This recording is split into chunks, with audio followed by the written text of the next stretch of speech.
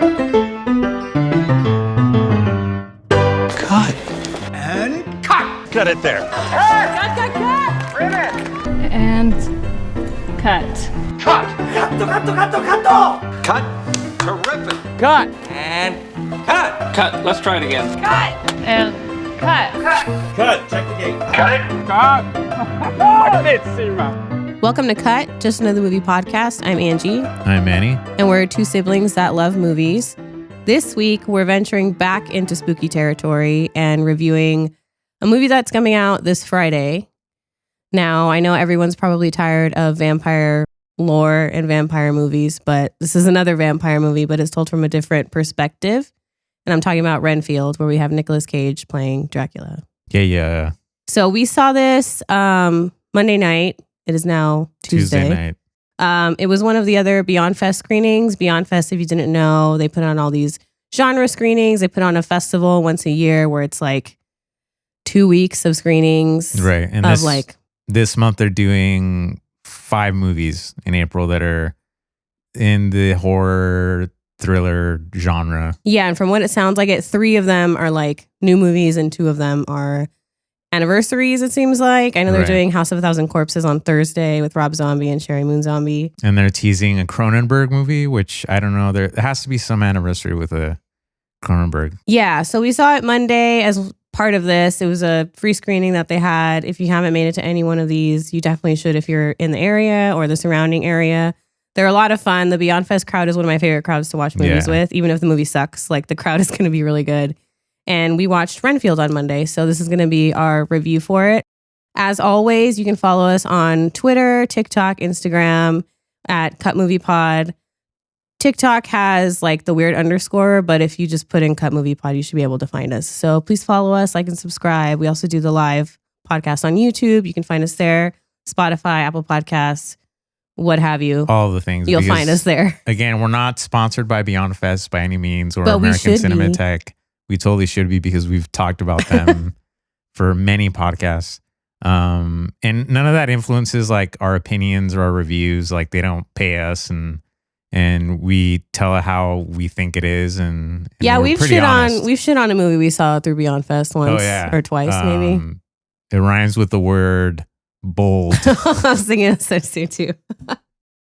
But yeah, we're pretty honest and straightforward. And if we don't like a movie, we'll call it out regardless. If we paid money to see it or if we, watch it for free. But we just want to be as transparent as possible. So like our other movie reviews, we're going to do it in 2 different parts. The first part we're going to do is a spoiler-free review if you haven't seen the movie yet. Just kind of recommendation if you should see it or not, if we liked it or not. After that, we'll put in some sort of sound. Yeah, I'm thinking... Is the Dracula theme Creative Commons licensing yet, or... Well, that's a good question. Like, what is the Dracula theme? Like, which version? Well, I thought like the Bela Lugosi version. I don't know. I'm going to have to look into that. It's been long enough. I feel like it should be free by now. It'll either be a Dracula Creative Commons free version or some kind of dismemberment sound because... Stabbing. Yeah. I had already heard about this happening for some time, just like there being a Dracula movie with Nicolas Cage. When did you first hear about it? I think the first thing that I remember seeing were those photos that leaked where he was as Dracula. Yeah. And they kind of went viral because there was that whole conspiracy theory that Nicolas Cage, they found that old photo from like the 18 or 1700s. Oh, yeah.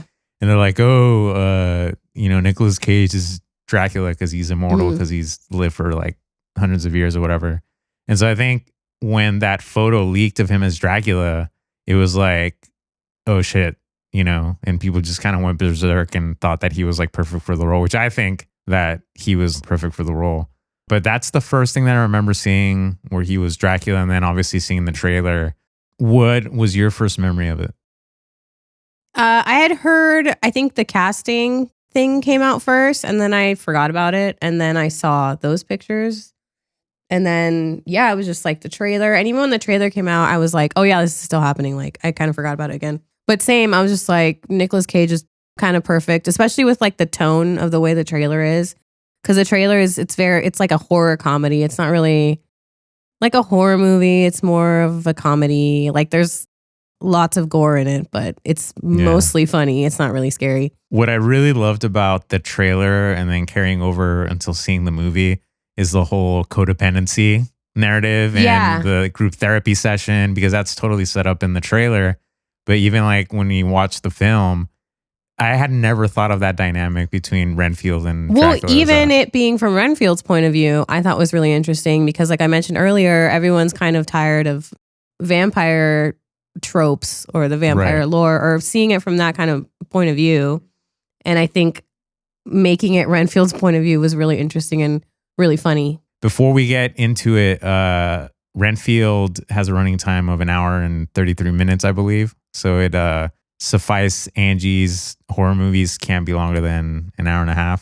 Some most like if it's a horror movie where it's like a slasher or a horror comedy, or which this you don't really have to think about it that much. I think 1 hour 30 is like the perfect time. 90 minutes when it's runtime. Aware of what it is. Yeah, like if it's like something like The Invisible Man or Midsommar or Hereditary, like you can do like 1 hour 50.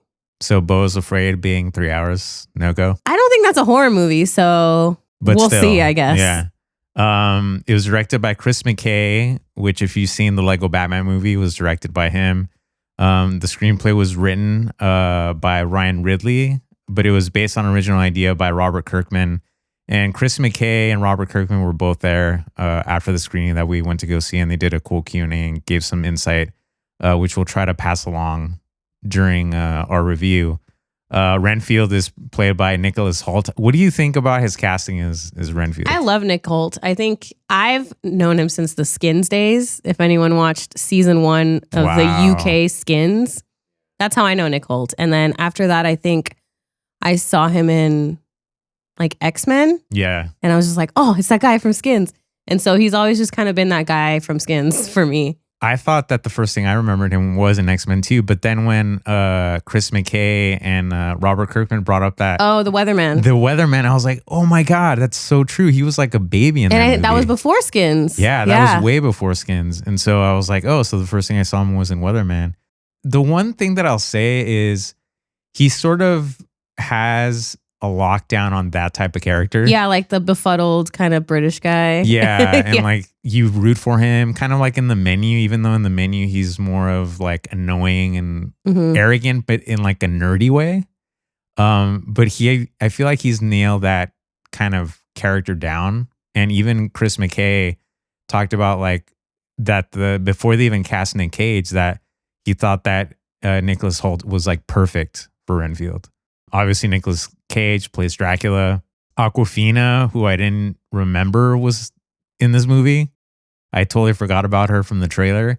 She plays Rebecca, who's like a cop, and Ben Schwartz is in it as I didn't know Ben Schwartz was going to be in it. Tedward Lobo. But that pretty much rounds out the main cast. When I was watching Ben Schwartz in this movie, I couldn't help but think of like, what if that was Joe Keery? And I feel like I would have liked it a little more if it was Joe Keery, but that could just be me being biased. Well, to me, Ben Schwartz, it seems like he's also like that same guy from Parks and Rec. Right. Jean-Ralphio Saperstein. But I feel like it's just a variation of, that kind of type of character. There is potential that maybe a sequel can happen with his character coming back, but we'll get that into the spoiler part of the review. So what did you think? Overall? Yeah. I thought it was fun. I think my favorite aspect of the movie is going back to the whole codependency storyline. Because again, I thought it was such a brilliant take and something different. Especially now that Universal's bringing back all the classic monsters, with Invisible Man, turning it on its head a little bit, but still using it as the Invisible Man. And the same thing with Dracula and Renfield. That was my favorite aspect of it. When you get into the whole the police and then the Lobo family, that seemed a little kind of hokey and reminded me of just like your typical comedies where there's like a crime family and drugs and all that. That part is like whatever to me. The action sequences were pretty cool. The kills were awesome. If you love gore, if you love blood, if you love guts, literally, this is the movie for you. If you don't like that stuff, don't see this movie. I thought the casting was spot on. Nicolas Cage kills it as Dracula. I mean, there's some scenes that are just like, where you're just like crying, laughing because he just makes it his own, but does it in his Nicolas Cage way, you know? And in the makeup and, oh, dude, the makeup was like incredible. I feel like I should have asked that question. How much of it was practical effects and how much of it wasn't? I feel like a lot of it was practical. I think so too. I feel like horror is kind of going back in that direction where people realize that prosthetics and like practical effects are really king now when it comes to horror movies as opposed to, you know, a CGI or something like that. Right.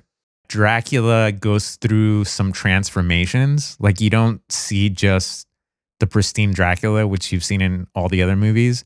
Like shit happens to him. And part of it is the makeup. And that's where I was like kind of blown away that they did that.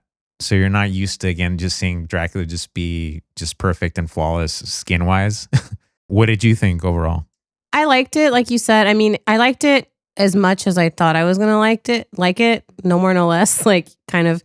But I think it really shines in those action sequences and in those fight scenes and in those gory scenes where, and I don't know, I'd probably, if I had kids, I'd take them just because I feel like the gore is so goofy that you can't help but laugh at it. Like it's just so over the top and it's so ridiculous. And there's like buckets of blood and you're just like, this is ridiculous. So I think that it really is at its best when it's in those scenes. Story-wise, I think it's a little kind of here and there. Like it needs more like girth to it. What did you think of Renfield's and Rebecca's like relationship? I liked it for what it was. I thought it was a good kind of setup for whatever relationship they had. And I think they played off of each other well. Awkwafina and Nicholas Hoult, I think they kind of had that chemistry that was needed for their characters. But like you were saying, it really shines in the violence, I think is the best part of the movie. And the practical effects. And Nicolas Cage is great as Dracula. It was funny. It's a horror comedy, you know. So would you recommend it? I would totally recommend it. It's a fun going to the theater movie. Yeah, and it is short. Like we said, it's an hour and a half, roughly. Yeah, I think it's a good movie just like for a Saturday night. Like, let's have a few drinks and let's go see Nick Cage play Dracula. But even I think it works at home too, like for like a party, you know, for Halloween. Some Dracula theme party. Oh yeah, I'm definitely gonna have that in the background of a Halloween party for sure. Speaking of the background, if you're watching this on YouTube, you got a little Dracula mask action. My Dracula mask. That's not a witch with hair is probably what it looks like. Yeah, because it's out of focus, but trust us. But it's a 99-cent store Dracula mask and a tombstone behind it. So I would recommend it for all the reasons that you said. It's self-aware, like I was saying earlier. It's not trying to be too much. I guess if I had to do a crossover, it's like if What We Do in the Shadows met like Evil Dead. Okay, I can see that. Kind of like that. Yeah. You know, where it's like funny or it needs to be funny, but also gory or it needs to be gory. Yeah, I can you see know? that. So it's like a good crossover there if you guys need some point of reference. I really love the end credits too, which adds a little deleted scene action. I need that that things got cut. dance number. It's not really a spoiler because it's not in the movie anyway, but it is in the credits. And I need to see it. Moving on to our spoiler review. So this is going to have spoilers in it. All the spoilers. All the spoilers. And we'll be playing some sound that we'll decide on later.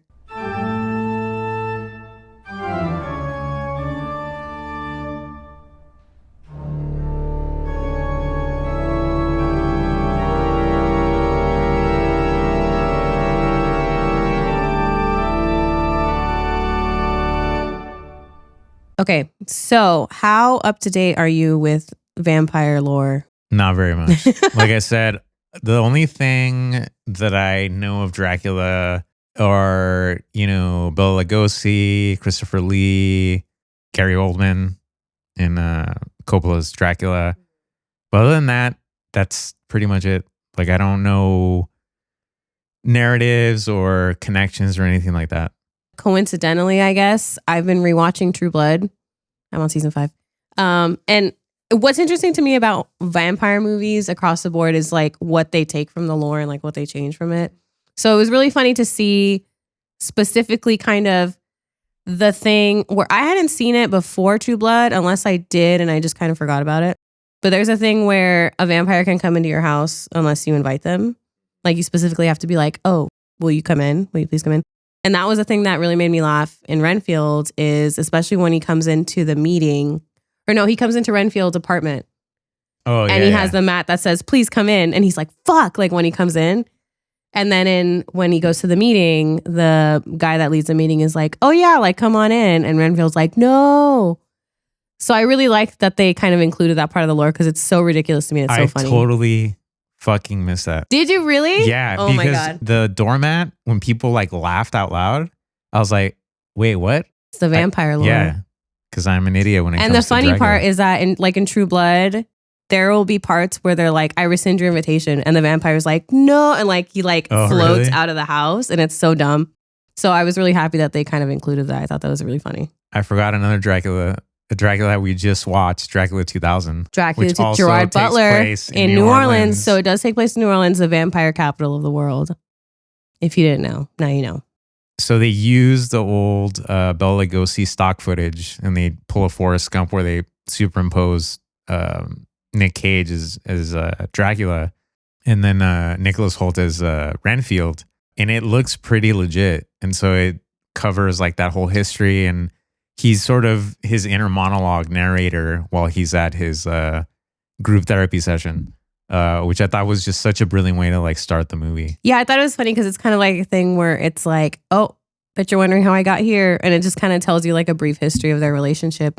And yeah, superimposing Nick Cage into that stock footage I thought was really cool because it has one of my favorite shots in Dracula, which is the one where his eyes are just like lit up by the light on the outside. And even if you've never seen like a Dracula movie, that specific Dracula movie, I'm sure you've seen that shot in some of the reference, music somewhere. videos. Yeah. Yeah. But going back to that apartment scene, that's probably one of my favorite Nick Cage as Dracula because he kind of subverts expectations where you expect him to just go off on him. But he plays just like a pissed off buddy. He's like passive aggressive. Yeah. And he's like, oh, you were gonna, oh, okay. And just the way that Yeah. he plays it, His just facial plays expressions it. are so good in that. And in this movie, he really pushes it to this like campiness, but it's still so perfect that it doesn't kind of come off that way. Which I should mention, even though we're not doing it for this review podcast, double feature, I would put Vampire's Kiss, which is also a Yeah. Nicolas Cage movie from the 80s with Renfield. Because I think it would be interesting to just see. I haven't seen Vampire's Kiss in a long time. And I feel like I Neither. should watch it because I feel like it would be a really interesting double feature. Yeah, maybe there'd be like connections that like we missed or forgotten about.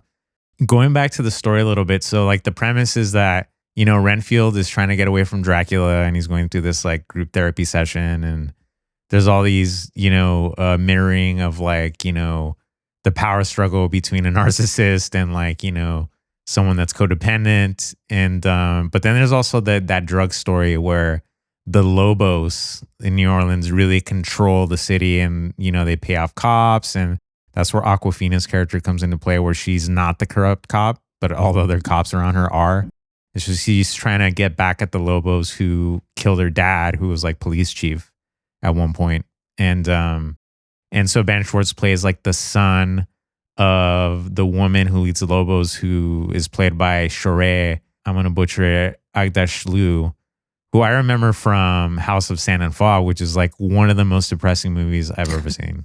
And that's I've like never with seen it. Jennifer Connelly and Ben Kingsley.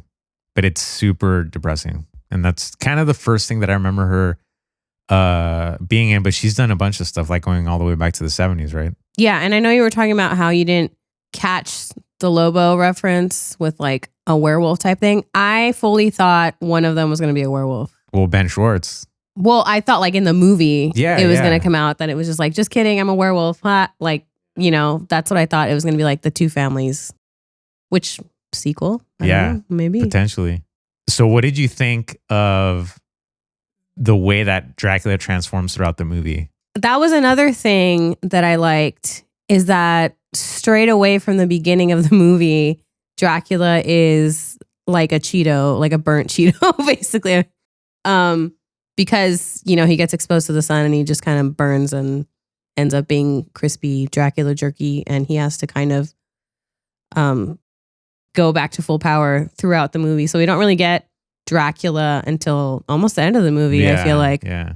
And that was another thing that I compared to the True Blood I was watching, because a similar thing happens in that, where if they're exposed to the sun, they kind of start turning into jerky. They don't completely die, but they need blood. That's also my extent of my Dracula elements. Like, I know that. Yeah.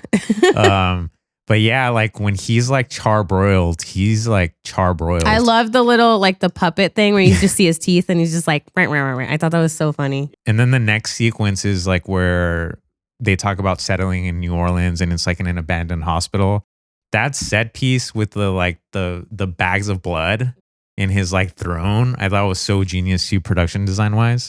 I thought that was so good. And when he's like walking in the cane and his face is all, I loved it. I thought it was his so cool. skin's like dangling. Yeah. Like that shit looked real. And I'm hoping that was practical effects, because it looked like it was. Yeah. Or maybe it was a mix of practical and a little bit of CGI to accentuate some of it. But I really love that progression of how, Renfield has to build him up, and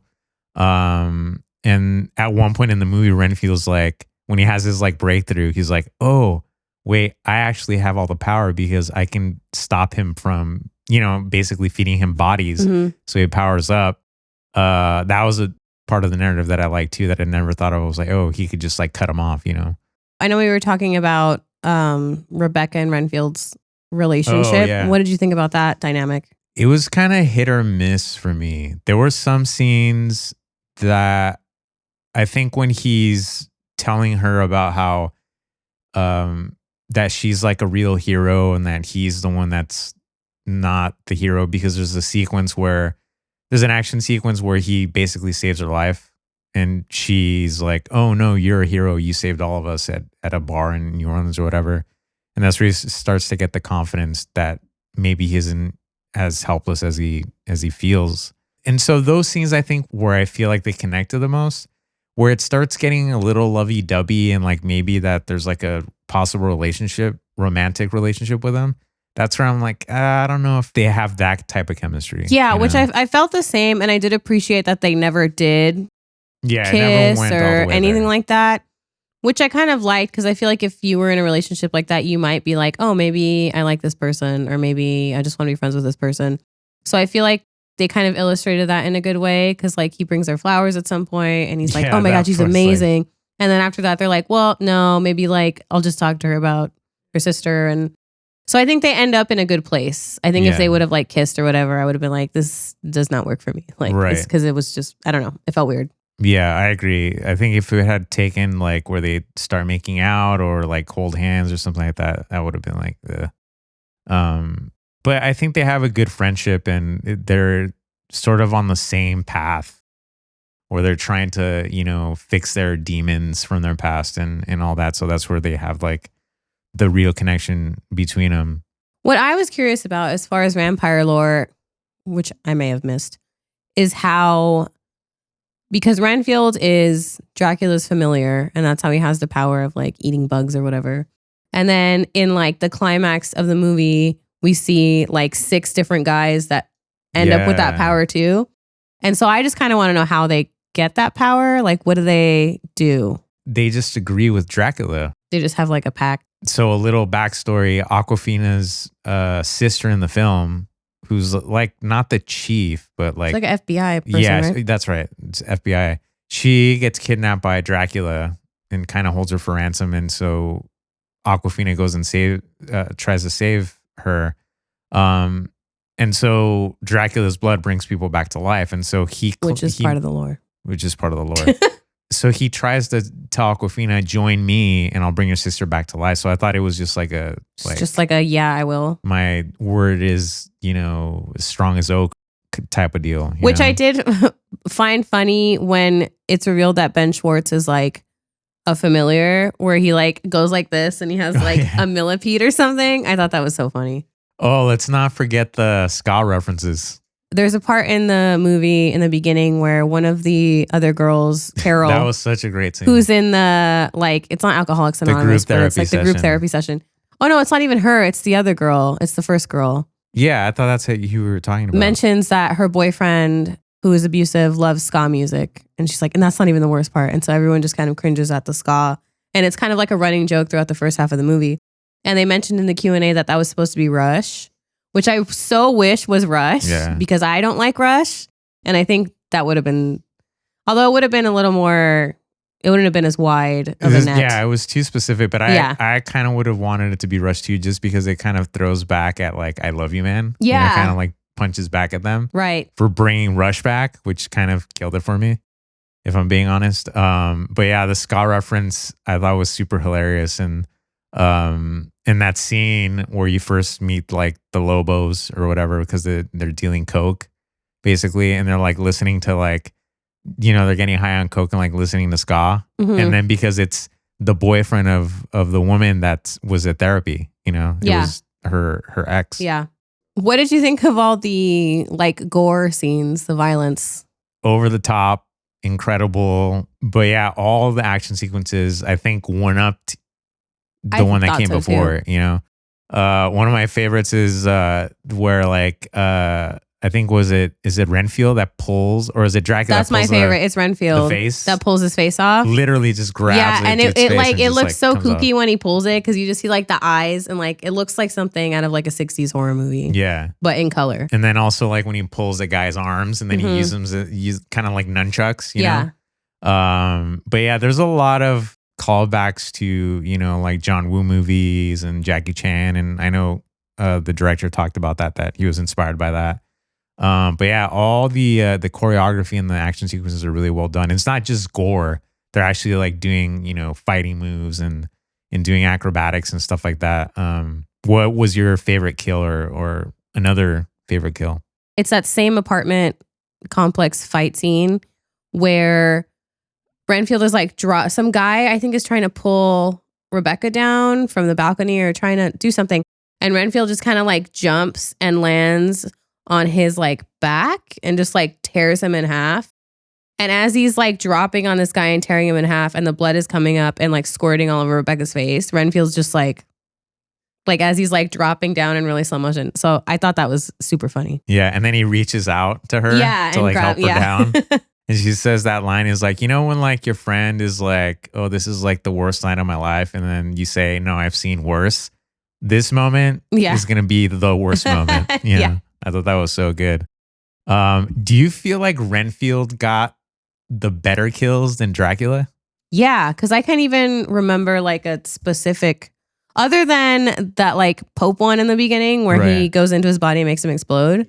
I can't really think of any other one that was like... He kind of just slashes them, you know, because... Or bites them. Yeah, there's a scene in where he goes into the therapy session, the group therapy session, and he essentially kills everyone except for Renfield.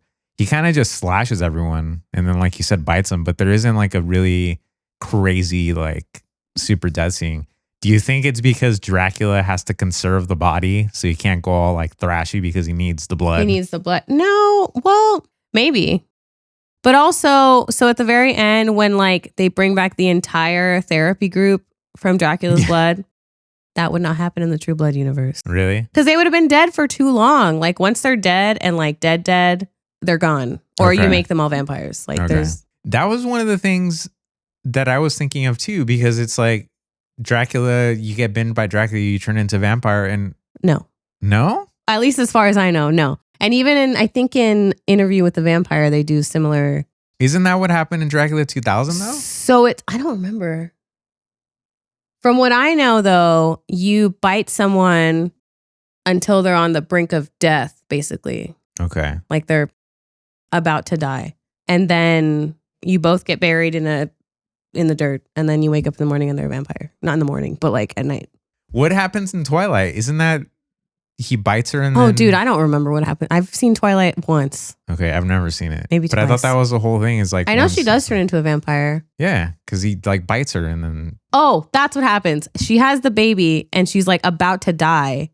And they're like, Edward, you have to turn her into a vampire. She's going to die. And he's like, okay. So she's like on the brink of death. Got it. I feel like half my lore has been a lie, or I've just somehow like rewritten it in my head. Going back to the climax, Dracula has Awkwafina in the middle of the air, and it looks like he's about to kill her. And Renfield looks dead on the ground. Oh, I hated that makeup, the black stuff. The black, I didn't like it either. Ugh. It just looked like snot to me, Yeah. which I thought was gross. It kind of reminded me of Batman Returns with the penguin, where he Yes, just like I also hate spits that. black. That's Yeah. disgusting. She pulls out her gun and shoots him in the foot. And Dracula's like, good job. You shot me in the foot. But then the blood drips down to Renfield, who's on the ground, and it revives him. I thought that was, even though by lore, technically Renfield should be dead. Well, I don't know if he was dead.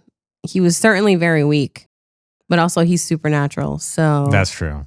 And that's what I always love about not even just vampire stuff, but just horror movies in general that have like rules kind of set, or like loose rules, like zombie movies, blah, blah, blah. I always love when they subvert the rules and are like, we're going to change it and flip it. Or Right. Or how are they going to do this? How are they going to change this lore? And that's what I really enjoy about movies that have to deal with like original monsters like that. Is like, how are you going to change it? Or how are you going to improve upon it? Or how are you going to make it different? I'm not saying that like there needs to be continuity, because I really don't care. Yeah. I just want to have a good time. But it's interesting to me, like you telling me like from like True Blood to, you know, even like maybe in Supernatural, don't they deal with? Yeah, you have to cut their heads off to kill them in Supernatural. And even in the movie, they reference that there's no, when they're trying to figure They're out like, I don't know how to kill them, so we're just going to do everything. And then like we've looked online and there's all these discrepancies and conflicts of how to kill Dracula. So we're just going to like do our own thing. Yeah, I think in True Blood, it's like you could do stake to the heart and they just like explode in a bunch of goo. You could do sunlight. Silver bullet is silver wolf, or right? wooden bullets. No, you could do silver. But isn't that like wolf? If you do silver bullet, no, silver does hurt them. I don't think it kills them though. You could do wooden bullet to the heart. The sunlight for a long time. Yeah. Not right away. Until they're beyond fried. Yeah. And then I guess like depriving them of blood probably would kill them too. How did you feel about how they went about killing Dracula? I mean, I don't know if he's going to be dead. Like he's in a bunch of ice cubes. Yeah, I know. But just how they did everything. I thought love that was really funny. montage, yeah. Totally. Because yeah, like I've been saying, I'm like, there's so many ways to kill Dracula and then, or a vampire. And then in like The Simpsons, you have the thing where it's like, you have to kill the first vampire, not the other ones. And so, yeah, there's just so many stories. But I love the cement mixer and like the ice cubes. The ice cube flamethrower. Ridiculous. Like they just throw like everything in the kitchen sink at I mean, I Nicolas would. Cage. Yeah. It was funny that the blood that they saved some Dracula blood to bring their loved ones and people that they care about. Yeah. So I thought the ending was funny overall. And then getting to the credits, they show different scenes, but what the director and the writer talked about was that the scenes with Nicolas Cage's Dracula, the classic Dracula, the Bela Lugosi Dracula, were all the screen tests for the costuming, and which I thought was cool that they added it in the credits. And then the scene that you want to see on the Blu-ray. I have to see it. There's a musical number, and we saw all the credits for the dancers, and we were like, "What the fuck?"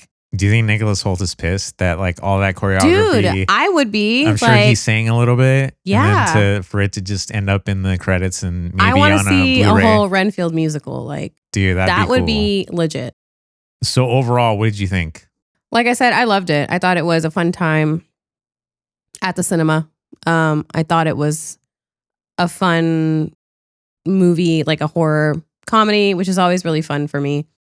And even if you don't really like horror movies, I think it's a fun one just to go to. I know it's like the violence is kind of a lot, but I think it's done in a way where it's funny rather than like, you know? It's kind of like Violent Night, where it's so over the top and so ridiculous that you can't help but like laugh. I don't think it's so it gives me similar like Evil Dead, like original Evil Dead vibes, Evil Dead 2, Army of Darkness, just like that ridiculous kind of where you're just like, you know, it's got similar vibes in terms of like the violence and the gore throughout the movie. Yeah, because I'm personally not a fan of gore because it grosses me out. But even I was laughing because it was just so ridiculous. And yeah, the decrepit Dracula where his like he's still recovering kind of grossed me out a little bit. But the kills are so fast and just like we said, over the top that you're just like, holy shit, that's hilarious. So do you think it's worth seeing in a theater? I think so, especially if it's like a packed theater. the crowd reactions, even though, again, we were at a Beyond Fest crowd, which is always going to be great. But I think if you're at a crowd or at any crowd in a theater, I think will be fun. But also, I think it'll translate to, if you're going to watch it streaming, I think it'll even translate to watching it at home. It'll be a fun watch wherever you watch it, for sure. Yeah, I think opening night is probably going to be prime fans of, Nick Cage and seeing what he's going to do with Dracula and all that. And so I think it's a great movie to see in the theater for all the reasons that you said. I think seeing it at home, maybe seeing it with a group of people. I think if you see it with like one or two, you could have a good back and forth with your partner, your Yeah, I buddy. think if you watch it one or two, don't watch it by yourself. But Yeah, don't watch it with by somebody. yourself. But I feel like the more people that are involved, Yeah. the better experience that you're going to have, whether it's in Totally. the theater or at somebody's house, I thought it was fun, overall. I would recommend it if you are into, again, gore, over the top, kills, funny, and into Dracula. And you, like me, you don't have to be into the lore to like get it. Maybe you miss a few things here or there, but then that's where you have your buddy that is a horror expert to explain it to you. But yeah, overall, I think it's self-aware of what it's trying to be, which is just a fun movie that's over the top and is funny and is not trying to take itself too seriously. Just even the way that it's shot too, it's very colorful. Yeah. A lot of primary colors to really accentuate, the blood and the fact that it's like hyper realistic and all that stuff. So I really appreciated that as far as the way that it was shot. But yeah, it's a fun time. Have a few drinks and have a good laugh and enjoy the grotesqueness that is Renfield. With that, you have our review of Renfield. We both liked it. Definitely go out and watch it this Friday. I think it's a really, really fun movie to go watch with a bunch of people in a theater. Let's take out the Super Mario Brothers movie. Yeah, let's take out that. Maybe Dungeons and Dragons. Go see that too.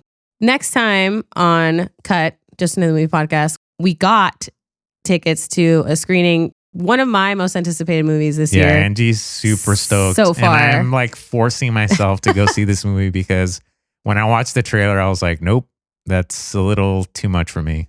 But I'm going to do it anyways. If I say cheese grater, you'll know what I'm talking about. Yeah, that's one of those if you it's like if you know, you know. So we have tickets for that.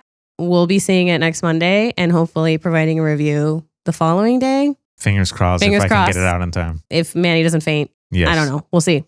But really, really excited about that one. So that'll be the next episode. And I'm really, really excited for you guys to watch it and hear it and see what our thoughts were on it. Again, if you haven't already, you can follow us on Twitter, TikTok, Instagram at Cut Movie Pod. TikTok's a little weird, but you'll find us anyway if you search it. You can also see our live, or not live, but video episodes on YouTube and stream us on Spotify, Apple Podcast. We've done other reviews. Our most recent one is Babylon. If you're looking for spooky stuff, we did Skinamarink. We've done deep dives on Texas Chainsaw Massacre, Blair Witch Project, Titanic. If you're not into spooky shit, Almost Famous. And reviews on Pig, Violent Night, The Menu. There's just so many movies that we've done reviews and deep dives on. Whatever your taste is, I'm sure you'll find something you like. So definitely give us a like, comment, and follow, and we'll catch you on the next episode. Cut. That's a wrap.